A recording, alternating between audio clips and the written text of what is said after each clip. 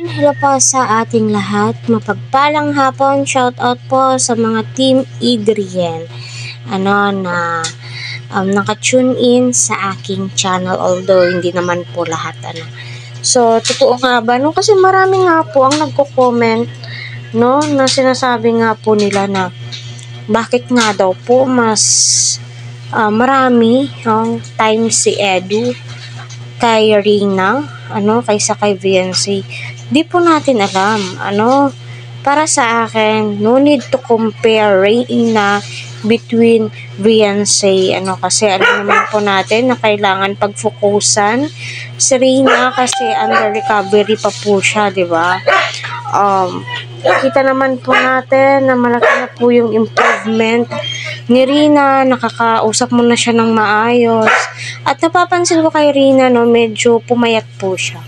Pero okay lang po yan kasi nga po, hindi naman po pwede maging obese na kasi may tinitake siya, baka anong mangyari. Kasi nagkakos din po yung high blood, yung sobrang taba mo, 'di ba?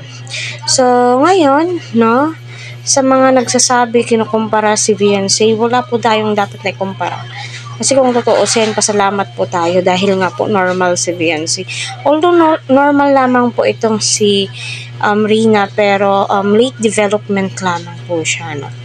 So, maraming salamat kay Ate Ruda kasi sa pagmamahal na ipinapakita niya at pinaparamdam po niya kay Rina, kahit hindi niya po totoong kapamilya, anak, tagapag-alaga, Grabe po yung effort ni Ate Ruda, di po talaga mababayaran.